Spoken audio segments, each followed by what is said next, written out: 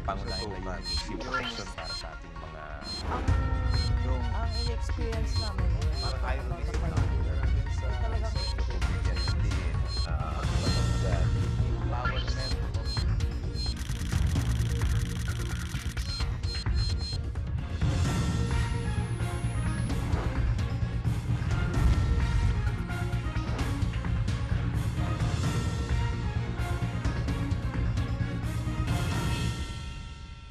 Magandang gabi po. Ito ang inyong lingkod, Brother Eddie Villanueva. At ito po ang programang Diyos at Bayan.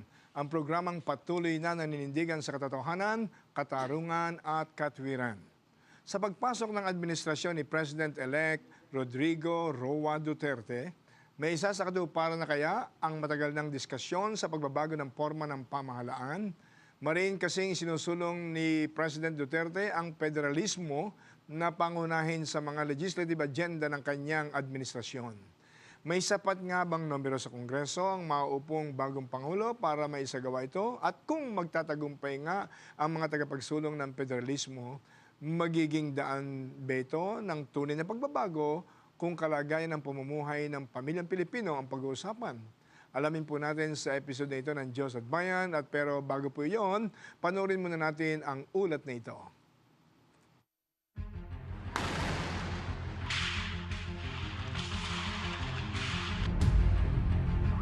Sa kalagitnaan ng usapin sa paghanap ng kapayapaan sa Mindanao at pagsulong ng pantay na kaunlaran sa buong bansa, federalismo ang nakikitang sagot dito ni Pangulong Rodrigo Duterte. Kasabay ng kanyang pag-upo bilang bagong leader ng bansa, nagsimula na din gumulong ang pagsusulong ng charter change. Sa Kongreso ay inihain na ni Davao del Norte Congressman at incoming Speaker Pantaleon Alvarez ang House Bill No. 1 na nagsusulong ng pagpapatawag ng isang Constitutional Convention o CONCON. Nais ding idaan ni Senate President Franklin Drilon sa CONCON ang gagawing pag-amyenda sa konstitusyon. Inihain ni Drilon sa Senado ang kanyang resolusyon para ipanawagan ang CONCON. Sakaling maipasa ang mga isinusulong na Constitutional Convention, maghahalal ang bansa ng mga delegado para dito. Sila ang bubusisi sa konstitusyon upang malaman kung mayroong kailangang baguhin base sa pangangailangan ng bansa. Isa namang hybrid na Constitutional Convention ang isinusulong ni dating Pangulo at ngayon Pampanga Representative Gloria Arroyo. Sa isinusulong ni Arroyo na CONCON ay hindi na magkakaroon ng eleksyon ng mga delegado. Sa halip ay maghalal na lang ang Senado at Kamara ng mga miyembro nito na magiging bahagi ng convention. Constituent Assembly o CONAS naman ang inihain ni Negros Occidental Representative Alfredo Benitez. Naniniwala si Benitez na ang CONAS ang pinakamabilis at pinakamurang paraan ng pagpapalit ng saligang batas. Pero mas pabor umano si Pangulong Duterte sa Constitutional Convention ayon kay Presidential Spokesman Ernesto Abella. As far as we know, the PRRD, President Duterte, favors CONCON. Not CONAS. It's more consultative, right? More representation. It's definitely part of his priorities. I don't know exactly in which priority, in how high it is, but it's part of the consideration. Sa harap ng mga miyembro ng Muslim community sa Mindanao noong nakaraang linggo ay giniit ni Pangulong Duterte na mabubuo bago matapos ang taon ang framework para sa isinusulong na federalismo. Gayunpaman kung hindi umano ito paboran ng mga Pilipino sa gagawing plebisito, mas papaboran umano niya ang Bangsamoro Basic Law o BBL para magsulong ng kapayapaan sa Mindanao. We are trying to do a framework, and if I succeed in convincing everybody in Mindanao, if I could convince my MILF brothers and Normiswari of the MN, there will be a reconfiguration of the territory. And most of them will occupy the regional or state positions. Mahirap na kasi na maumpisan because I foresee that towards the end of the year, we'll be able to come up with a framework kung paano gawin ang federalism. But if the Filipino nation and the plebiscite would not want it, then I am ready to concede whatever is there in the BBL law. Ang federalismo na isinusulong ni dating Senate President Nene Pimentel ang nagsisilbi ngayong modelo ng federalismo na nais ipatupad sa Pilipinas. Sa ilalim nito ay hahatiin ang Pilipinas sa iba't ibang mga estado. Ang kasalukuyang forma ng gobyerno natin is, kung tawagin baga sa English, very highly centralized. Ang ibig sabihin noon, kapangyarihan nasa kamay nila. Ang federalismo, tulad ng nabanggit natin, magbibigay ng malaking kapangyarihan doon sa mga federal states in terms of development. Saan na nga ba patungo ang usapin ng Tsa-Tsa sa ilalim ng Duterte administration? Magtatagumpay na ba ngayon ang Tsa-Tsa? At ano ang naghihintay sa Pilipinas sa ilalim ng federalismo? Patuloy na tumutok dito lamang sa programang naninindigan sa katotohanan, katarungan at katwiran. Diyos at Bayan.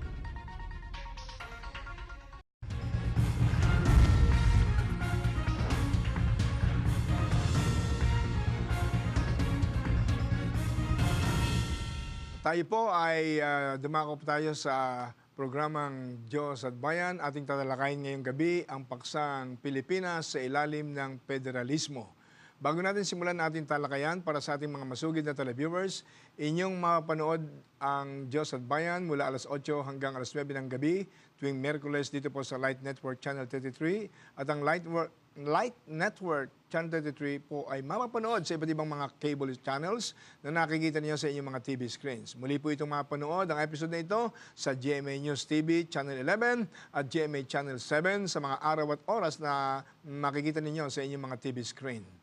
At tayo po ay pinalad na makasama natin sa isang one-on-one interview ang isa sa mga matagal ko noong hinahangaan ng taong ito. To me, he is one of the youngest dynamic statesmen in our generation. Pinakabatang naging gobernador or governor ng Metro Manila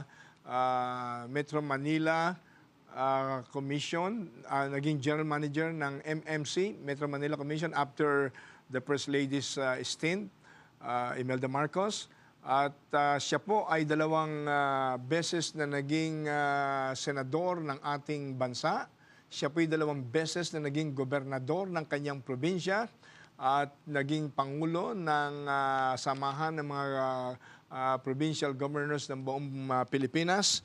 Siya po ay naging sekretaryo ng Department of Interior and Local Government, naging chairman ng National Police Commission, chairman ng Dangerous Drugs Board, at siya po ay founding member and Secretary General ng Filipino Democratic Party, Lakas ng Bayan or PDP naman, the very political party used as vehicle to the present administration.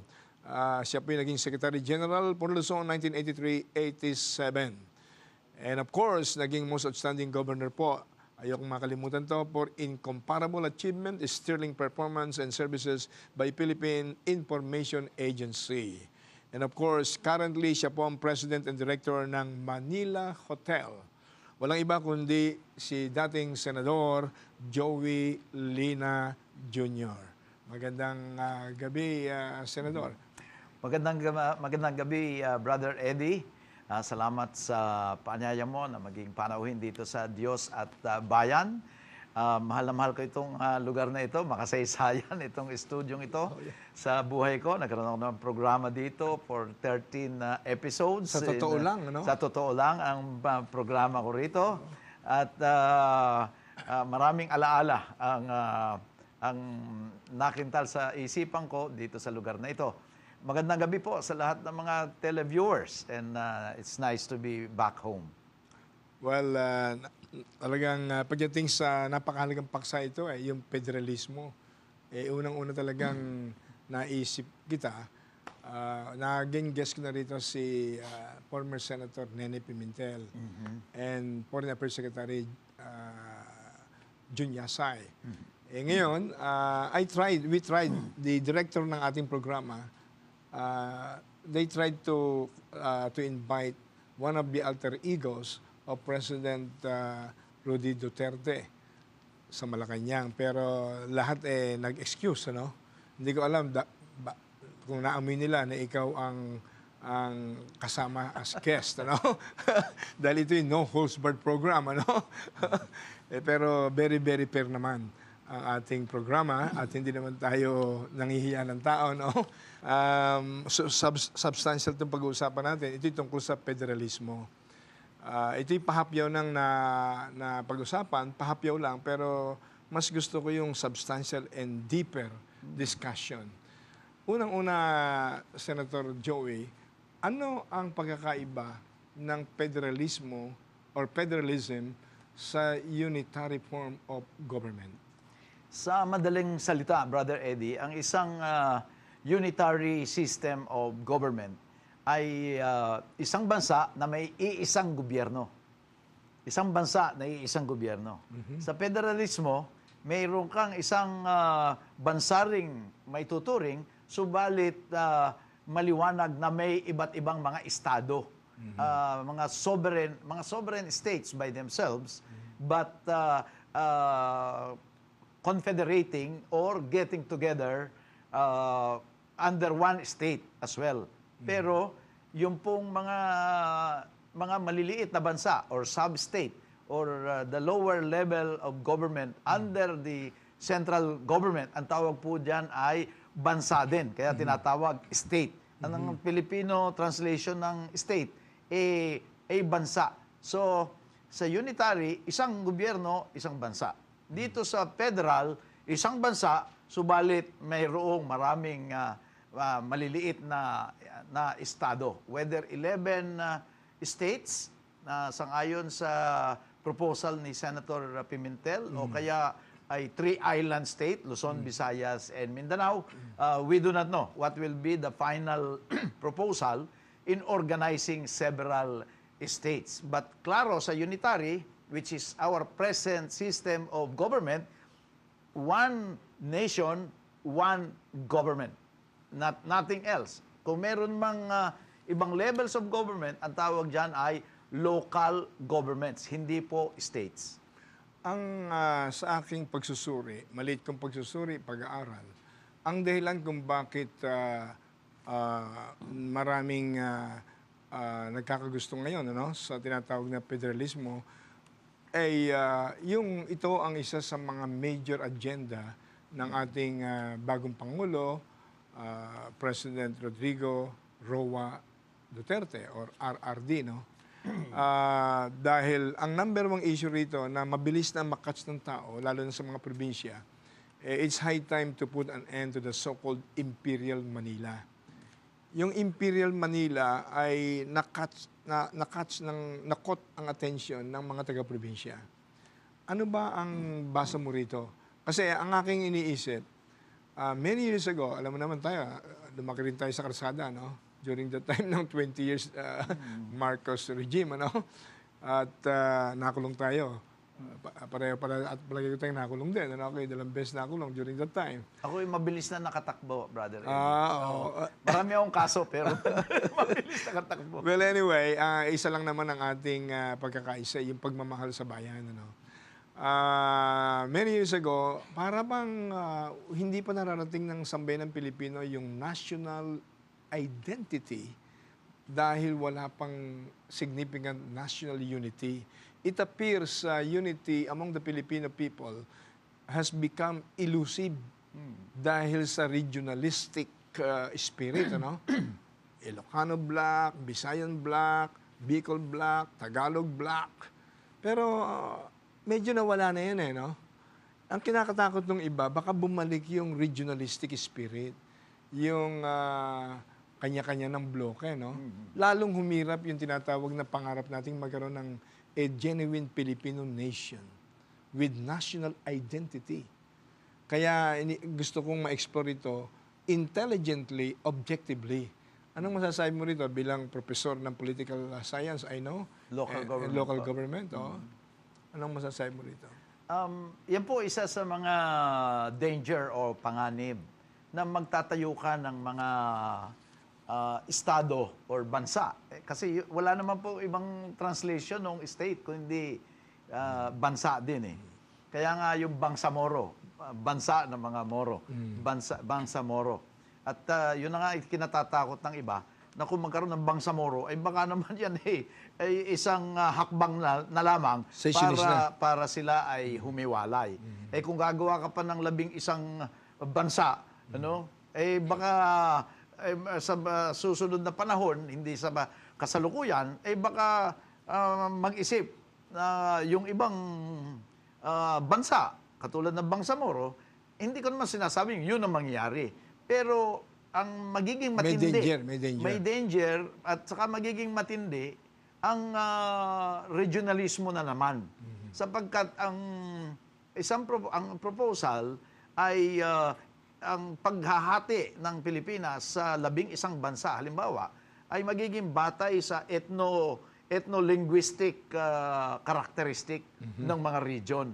So, sa makatwid, ang mga Ilonggo, yun, sila magbubuo ng kanilang sariling bansa. Ang mga Waray, magbubuo ng sariling bansa. Mga Ilocano or the Northern Luzon, Central Luzon, ang mga Bicolano, call a spade a spade. Yan ang ibig sabihin ng forming states from the ground based on ethno-linguistic characteristic. At yung bansang yan, magkakaroon ng kanilang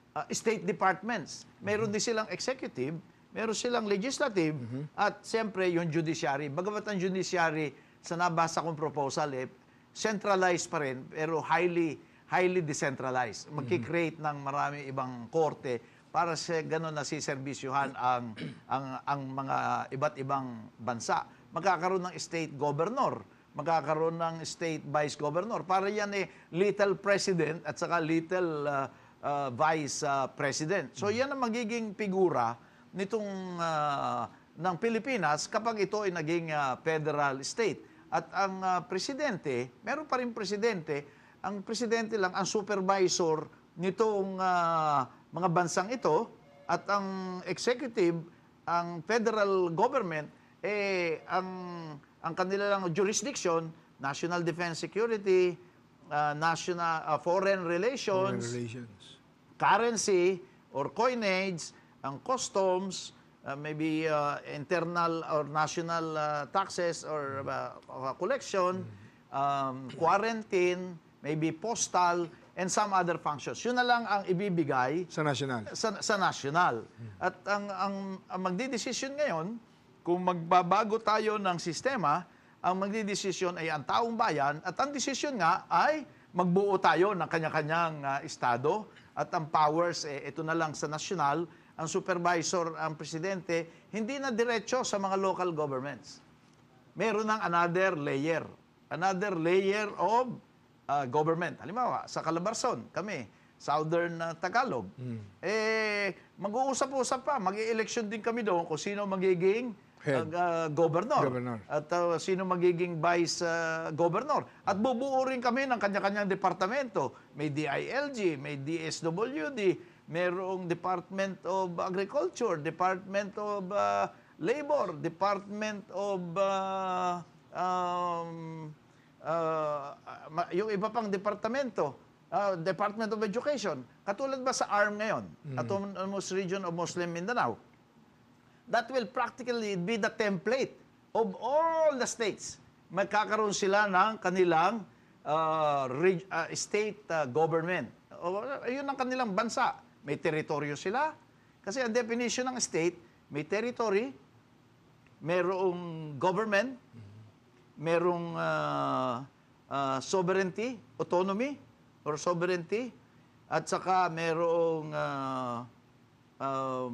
aside from government, territory, land area, and there's, well, yun nga, sovereignty, land area, government, and territory. So, yan ang elements of state. So, kanya-kanyang estado, you are practically on your own because you are a state. You're on your own, except you cannot build your own national defense, Department of Foreign Affairs, and currency, coinage. So, yan basically. Ganun na magiging division yan. So, bahala na kayo. Sa inyong estado, you're free to do your own thing, except wag lang mag-conflict sa federal government. So, may another layer. At state governor na ito will be state government will be the one to supervise. Meron pa ring local government. So, we are putting another layer. No, ang tanong, Brother Eddie, baka itong unitary system, gawa nga na sinasabing imperial Manila. Kaya lang nasabing ganong Imperial Manila, which is very unfair to Metro Manila, it just so happened that the seat of government Is in Manila. is in Manila. Congress, the Supreme Court, at saka ang Malacanang. Nandito sa Metro Manila. Pero ibig sabihin lang, the central government, later on, there will be a federal government, nandito sa Metro Manila. Ang objection dyan, Brother Eddie, ay masyadong centralized ang powers. Ano? Yan ang sinasabi ng mga nagpo-propose ng federal system. Kailangan hindi naman centralized. Kaya i-break mo na yung central government, gumawa ka na lang ng 11 states. Pero what is happening on the ground now? Right now. Ganyan ba ka-centralized ang national government? Hindi ba nila pinapayagan ang mga local governments to do their own thing? Hindi ba nila pinapayagan ang mga provinces to develop their own provinces? Yung highly urbanized cities, municipalities, barangays, are they always waiting for direction from Congress or from the office of the President? Yun ang palaging sinasabi ng federal, those proponents Yung proponents ng federalism. Oo, na masyadong centralized Ang isang argument, Professor Joey, yung growth, economic growth ng maraming probinsya ay hindi magtuloy dahil dun sa tinatawag na Imperial Manila, no? Di umano malaki ang percentage ng budget na dito lang sa Metro Manila. Di umano. At hindi nabibigyan ng tamang biyaya ang maraming probinsya, no? So, it boils down to economic growth, economic development, material prosperity. That's why nagkaroon ng mga proponents ng federalism. However, kasi ako truth seeker ako I don't care whether I like it or not. Importante yung kung anong totoo, kung ano ang alala ko yung programa mong sa totoo lang kung ano ang totoo, kung ano makabubuti sa bansa at kung ano ang nasa puso rin ng Diyos, kaya nabasa ko yung article ni isang highly respected journalist ng ating bansa, si Amado Doronila. Sabi niya, federalism is a recipe for paralysis. Mabigat yun, At binasa ko, siyempre, iba yung narinig ko sa iyo ngayon, Talagang direct to the very substantial ang paliwanag mo. At meron akong isang nakilala rin na nakausap ko na isang scholar, sa economics and finance. Highly respected siya. Hindi na banggitin ang pangalan. Sabi niya, sa totoo lang, Brother Eddie, sa akin, that is a death warrant for the Philippine economy. Hindi ko rin maintindihan kung bakit niya nasabi yun, Pero itong binanggit mo na ito, na total overhauling pala ito. Bago sistema ito talaga. Na magtatayo ng sari-sariling bansa sa iba-ibang region. Estado, whether you call it regional state, regional government, talagang meron silang territory, okay, bahala kayo dyan. Ito lang ang trabaho ng nasyonal. Basta i-develop nyo yung inyong area, o maaaring ang pondo ay mas malaki ang pondo ninyo dyan, nagagamitin, mas bibilis ang inyong kaunlaran. Yan. Yun ang pinaka punto de vista kung bakit isinusulong itong federalismo. Pero ang tanong, Brother Eddie, sa kasalukuyang sistema ba, totoo bang highly centralized? Kasi ako, governor ako dati. Governor ako dati ng Laguna, naging DILG secretary ako. Maliwanag sa ating saligang batas Itong 1987 Constitution, which is about 29-year-old Constitution. 29-year-old. Constitution. Bago oo. mo sagutin yung magandang tanong mo na rin, na totoo bang highly centralized? Bago mo sagutin yan sa ikaunawa ng sambayan ng Pilipino, dahil itong programang ito, sa 3 istasyon ito mapapanood, ano?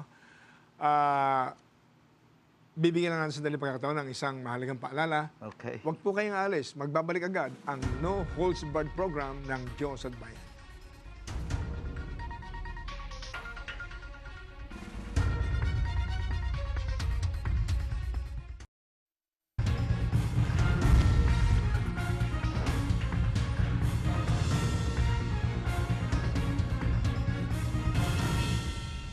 Nagbabalik po ang No Holds Barred program ng Diyos at Bayan sa ating paksang Pilipinas sa ilalim ng Federalismo.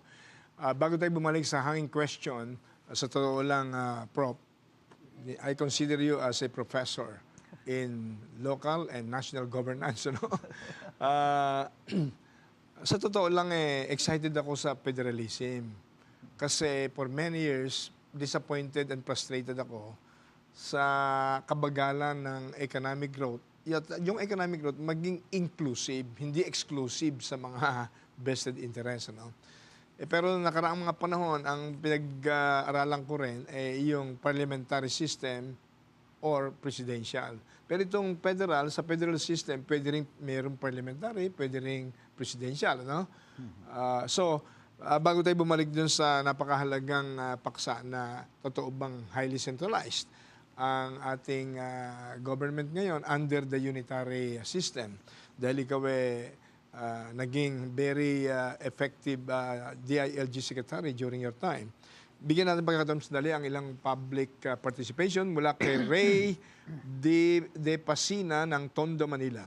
Pwede po bang mapigilan ng federal state government, halimbawa sa Mindanao, yung mga rebelde o mga bandidong grupo upang magkaroon ng kapayapaan? Hindi ba ito maging dahilan upang lalong mahiwalay ang Mindanao sa bansang Pilipinas? God bless po sa programa ninyo.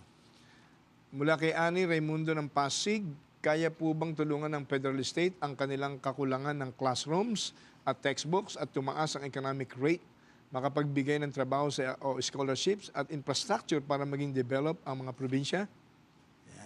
Mula kay Julie de Guzman ng Antipolo City, hindi po ba mas maraming opisyal ng gobyerno at ano pang magagawa ng Congress, Senado at Central Government? Dapat sana makatulong at isa ang gobyerno. Well, ito yung mga tanong kung gusto mo namang magdagdag ng anumang kasagutan. Pero we can go directly to that question. Highly centralized nga ba ang gobyerno ng Pilipinas under the unitary system? Dati, Brother Eddie, before, the situation was that we have a very highly centralized government, especially during the time of the Spaniards. Kasi 118-year-old na tayo as a nation. But we did this at the beginning. Talagang wala kang magagawa sa mga pueblos kung hindi mangolekta ka lang ng mga taxes ang bibigay mo sa central government. Then the Americans came. Nagkaroon na ng kaunting, naging marami ng probinsya, nagkaroon ng local governments because talagang mahirap mamahala sa isang lugar na ikaw lang ang nagdidesisyon. Sapagkat yung mga lugar na dapat pamahalaan, kinakailangan mayroon kang mga unit dyan na mamamahala. Tama. A highly centralized government will not be able to improve the lives of the people. So, historically, nakakaroon palagi yun. The Barrio Charter Law, the Decentralization Law, at saka yung 1983 Local Government Code, which was under the then President Marcos, hanggang sa dumating itong 1987 Constitution. Dito sa 1987 Constitution, talagang binigyan ng diin na ang mga local governments ay magkaroon ng otonomiya. The state shall ensure the autonomy of local governments. Nasa saligang batas yan. Yan ang kasunduan nating mga Pilipino. That's the fundamental law. That is our covenant as a people that the state, ang ating gobyerno, dapat siguraduhin na ang mga local governments ay may laya. May laya. Autonomous. May laya. At sinasabi sa saligang batas, dapat gumawa ang Kongreso ng isang batas na tunay na mag-decentralize ng powers. Para sa ganon, maging self-reliant ang mga komunidad dito sa ating bansa. Yan ba ang principally authored by former Senate President Nene Pimentel, yung local code? Local Government Code of 1991. 1991. Which is in conformity, or it's the implementation of that constitutional principle on local autonomy and decentralization of powers to make the communities, the regions, the province, the city, self-reliant. In short, dapat kayo mag-grow. So may system dyan na recall, mayroong initiative, referendum, at gumawa nga ng local government code. No? Yan ang sinasabi ng Constitution. You, Congress, you craft a local government code. That gave place and substance to that constitutional principle. Yes, local autonomy is the insurance. Parang sabi, insure. The state shall insure autonomy. So, ang ibig sabihin, central government, you cannot monopolize power.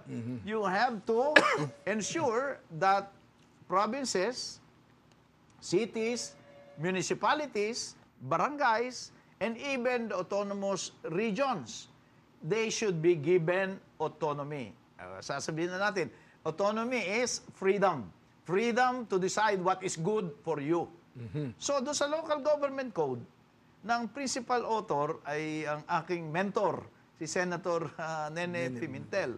Talaga namang nabago, ang laking pagbabago ng naging relasyon ng central government, ng national government, at saka local governments, na ang agriculture, yan ay responsibilidad ibinigay na sa local government.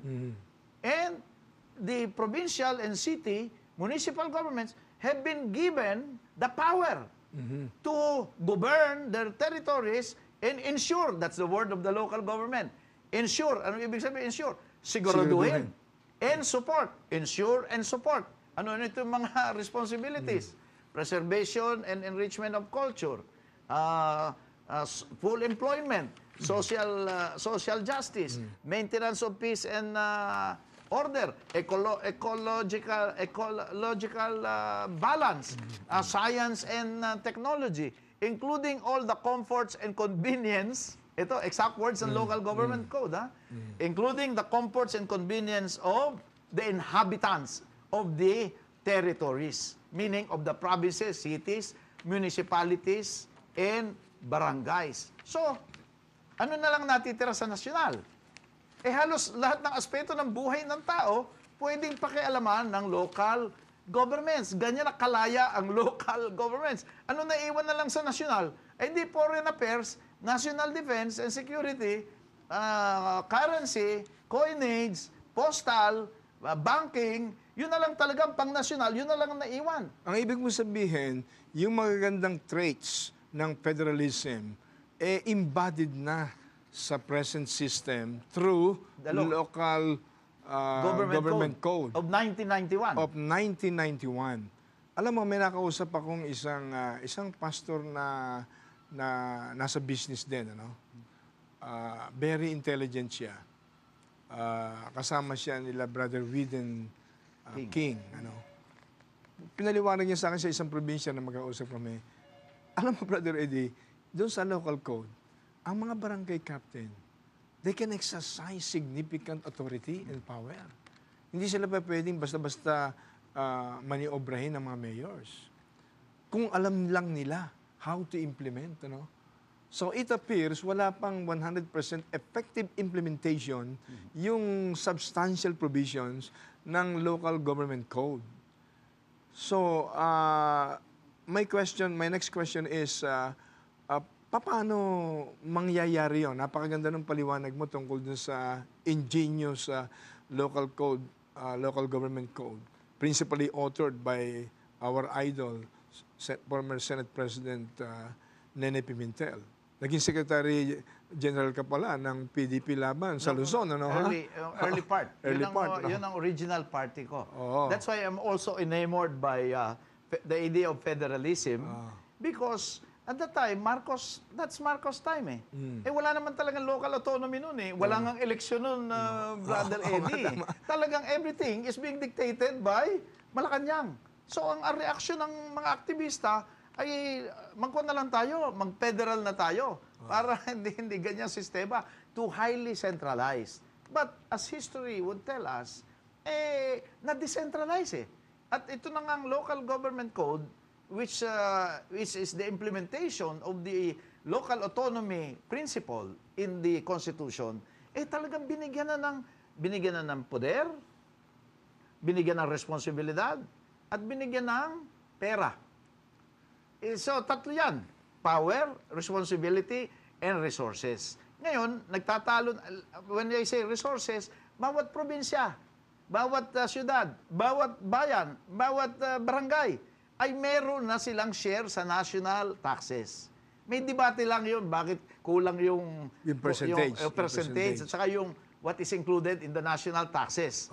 But if you want to change the sharing, you don't have to amend the Constitution. You just amend the local government code. That's a big difference. Yes. A constitutional amendment will cost billions of pesos, whereas if you amend the local government code, you can make sure that the local governments, given broad powers, given extensive responsibilities, and then they have the resources. Meron sila share ng national taxes, may share sa national wealth. Kung merong mina dyan ng ginto at saka ng geothermal, kung ano-ano, you have a share. Meron kang taxing powers. Yan nga palang very delicate issue. Local governments have taxing powers. The national government has taxing powers. There's another layer of government, the state government. May taxing powers din yan. At ang gastos nila, buong gobyerno din. May iba't ibang departamento yan, replicating practically the departments in the national government. So, paano magde-develop yung mga regions? Regions are comprised of provinces, cities, municipalities. All of them, from Batanes to Tawi-Tawi, meron po silang sources of money. Nandiyan na po yan sa local government code. Ngayon, ano na lang kulang? Ang kulang na lang, Brother Eddie, is leadership.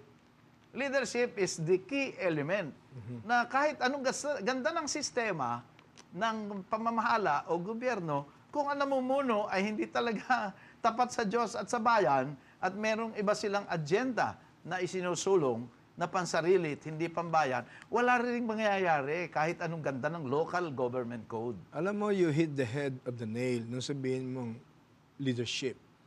Kasi there is an old philosophy, everything rises or falls on leadership. Kaya, ang aking tanong ngayon, ngayon ko naiintindihan ng significantly, no? Kasi talagang gustong-gusto kong maintindihan yung pinakadetalya ng federalism. Dahil kung ito nga ang susi sa tinatawag na inclusive growth na matitikman ng masang Pilipino, no? Pero meron palang way, pero ang federalism pala, i-over mo lahat. Magtatayo ka ng different departments sa bawat region or bawat state, ano? Sa bawat estado. Multi-billion talaga ang halaga, no? Tapos kung ang political dynasty pa ang maghari, may malaking temptation sa gano'n, no? Yung mga local political dynasty, no? Baka yung magandang hangarin ng ating bagong Pangulo ay hindi rin maisakatuparan. So, hindi ka ba, wala bang special study group ang present government, halimbawa? Dahil ito sinusulong ngayon ng Kongreso, no? I think no less than the former Senate President, the outgoing Senate President Drilon has already filed a resolution, no? Ganon din ang parang incoming Speaker of the House. I think patungo to sa Constitutional Convention. Ang maganda kay Presidente Duterte, he favors constitutional convention rather than constituent assembly that is converting the lawmakers in the lower house as well as in the upper house as a constituent assembly na hindi talaga collective wisdom ng sambayanang Pilipino ang pipili doon sa tunay ng mga delegates pagdating sa constitutional convention or commission. Ano? So, pero be that as it may, mukhang sa narinig ko sa iyo ngayon, napakahalaga na magkaroon ng free market of ideas. Ang mga proponents ng federalism at saka yung proponents ng maintaining unitary system of government with significant implementation, full implementation ng spirit ng local code. Yung sinasabi mo. Ano sa tingin mo? Meron kayong pag-asang magkaroon muna ng a season of studying carefully na Filipino leaders should not be emotion-driven but wisdom-driven? Well, napakabigat na usapin kasi yung pagbabago ng sistema ng pamahalaan. Ang ating konstitusyon na nagsasabi ko anong sistema natin is only 29 years old. Ang konstitusyon ng Amerika daang taon na. Years. Pero ilang beses lang silang nag-amen ng kanilang saligang batas. At ang karanasan nila, Brother Eddie, ay kakaiba sa karanasan ng Pilipino. Halimbawa, ang Australia, federal state. Pero paano nagkaroon ng federal state sa Australia? Galing din sa Britain yung mga tao dyan, karamihan. Nag-establish na sila ng mga colonies, iba-ibang colonies sa Australia. Itong mga colonies na ito, talagang naging state on their own. Meron na silang gobyerno. Tapos, nag-federate sila. Nag-isa lang sila. Kasi nung mag-independent sila sa Britain, kinakailangan nilang mas stronger, they have to unite. Yes. Ang Malaysia, sultanate yan. May kanya-kanya ng gobyerno yan. Then they federated until they became Malaysia. Ang Germany, ganun din. May mga naghati-hati na yung mga superpowers sa Germany. Nagkaroon na silang estadong maliliit. Tapos pinagsama din. Naging Federal Republic. Pero dito sa atin, hindi nag-grow yung mga tribes before. Hindi sila nag-grow into a viable state. Kaya, nung centralized tayo, talagang mga pueblo-pueblo hindi pa nga nag-develop. Until naging unitary, talagang klaro, unitary system tayo at highly centralized, I must admit. Pero ngayon, under the local government code, kaya ikaw Surigao, kaya ikaw Iloilo, kaya ikaw Laguna, Batangas, lahat ng poder, pare-pareho kayo. Pare-pareho responsibilidad. Binigyan kayo ng sa local government code. At sinasabi ng konstitusyon, nasa konstitusyon yan, that the local government shall have a just share in the national taxes and shall be automatically released to them. That's a constitutional principle. Hindi lang yung law passed by Congress. So Congress cannot disassociate itself. Hindi siya pwedeng humiwalay doon sa constitutional principle that local governments shall have a just share in the national taxes that should be automatically released to them. So ang gobyerno natin, unitary, pero hindi na highly decentralized. It is highly decentralized. Hindi na highly centralized. But kinakailangan lang yung mga leader ay gamitin yung kanilang power, the ability to influence the people towards carrying out the responsibilities with the use of resources that are available to them. And it's not only available to Manila. It's not only available to Davao or Cebu. It's available to everybody. Ngayon, kung yung ibang regions hindi mag-develop kaagad, meron namang the national government can provide assistance. Nakalagay din sa local government code yan . Well, bago tayo pumunta sa last chapter ng ating discussion, bigyan mo ng sandali pagkakataon ng isang mahalagang paalala po. Huwag kayong alis, magbabalik agad ang No Holds Barred program ng Diyos at Bayan.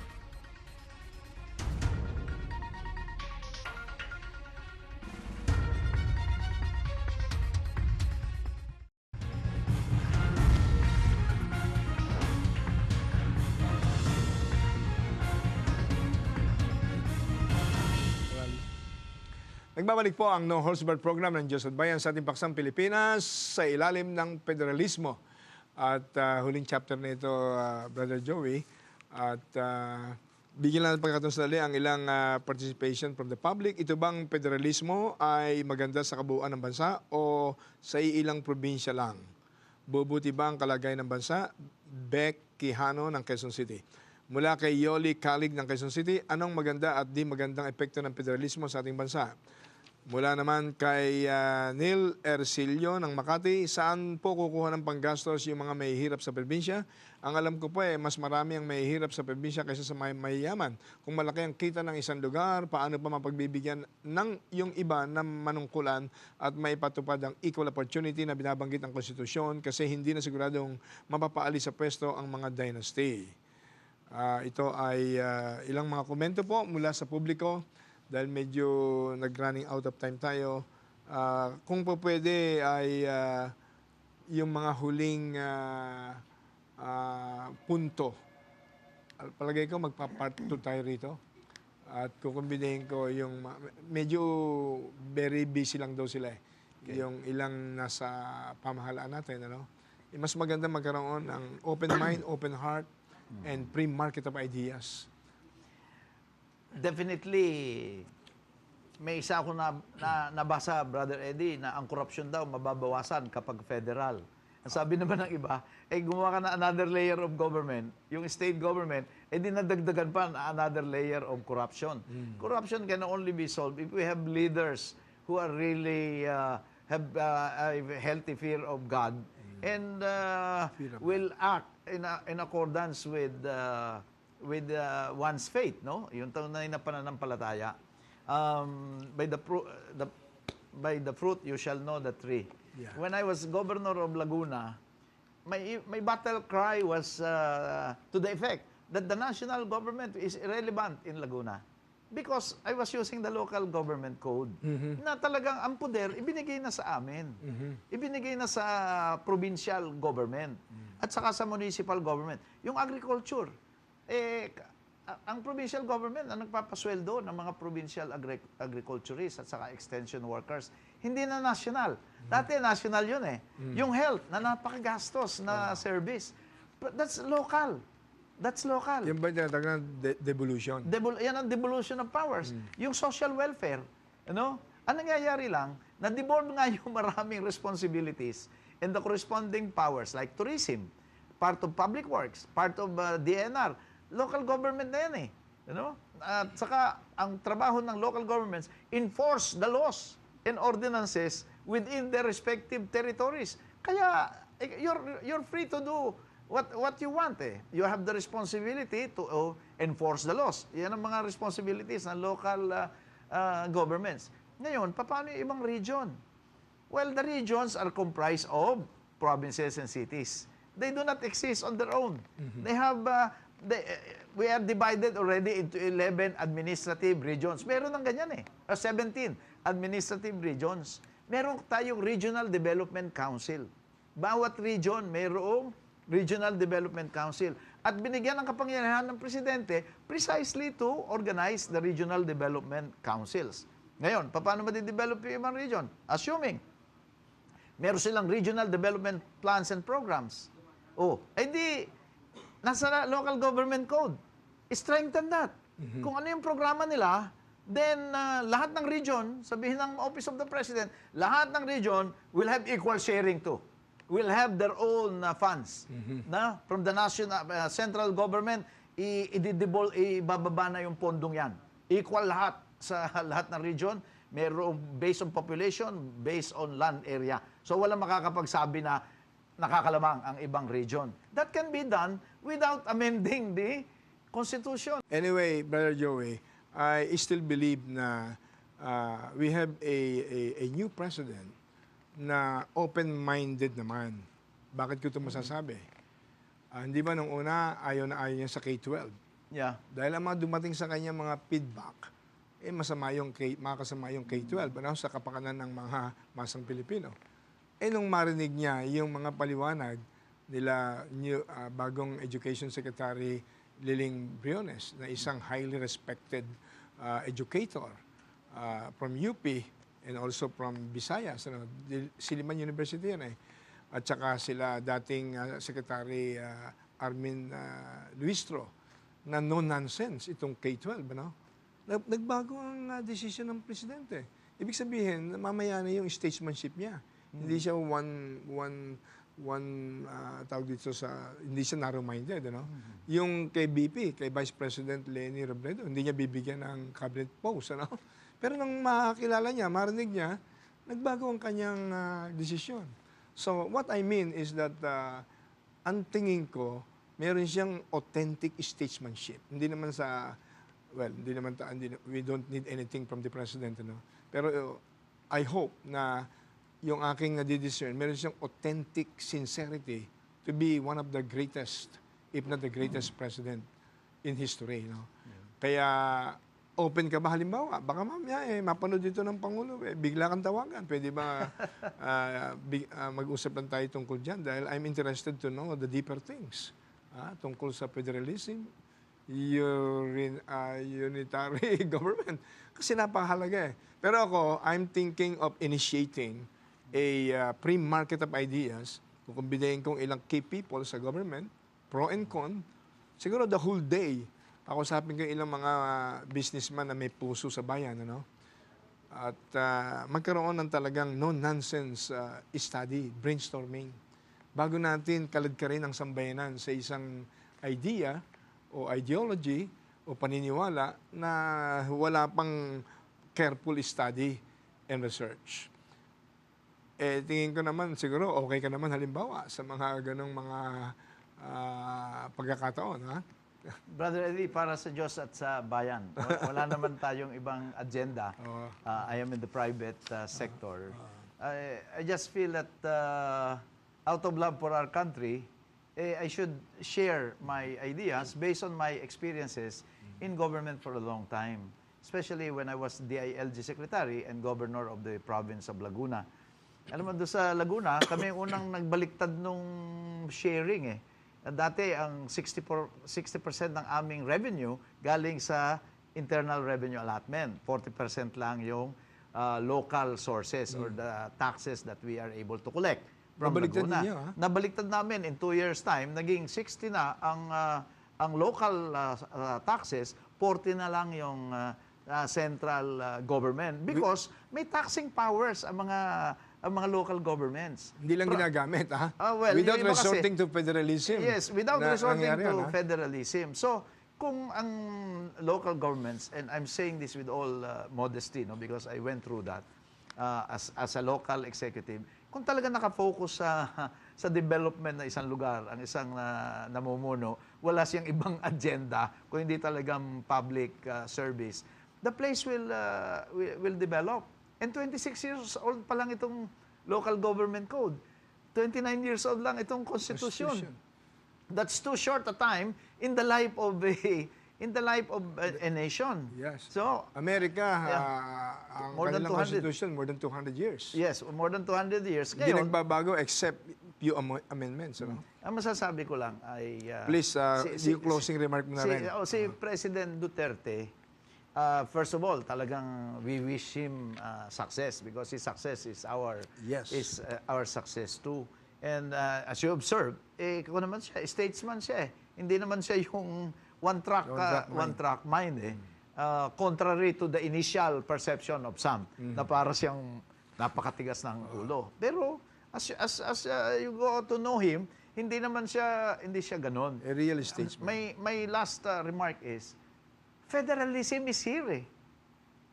In the form of provinces, cities, and municipalities. Because by definition of a state, taglay na yan ng probinsya eh. Kaya lang, iba yung forma natin. Meron lang, sa federal state, ganun na rin ang forma eh. Merong central government, merong states, that is the subunits. Ang ating subunits are the local governments. No more traditional definition of state. The provinces, by themselves, can be defined as a state because, ano ba yung Lithuania? Yung may isang state? Yung pinakamaliit na 200,000 lang yata. Nakalimutan kong pangalan mga niya. Djibouti, mga state yan eh. Ano? Ang liliit nila. Tayo, may probinsya eh. ilan ang katao ng Pangasinan? Probinsya yon. Mas malaki pa yan sa ibang state under the United Nations. Ang geographic area nga ng Davao mas malaki sa ibang mga states eh.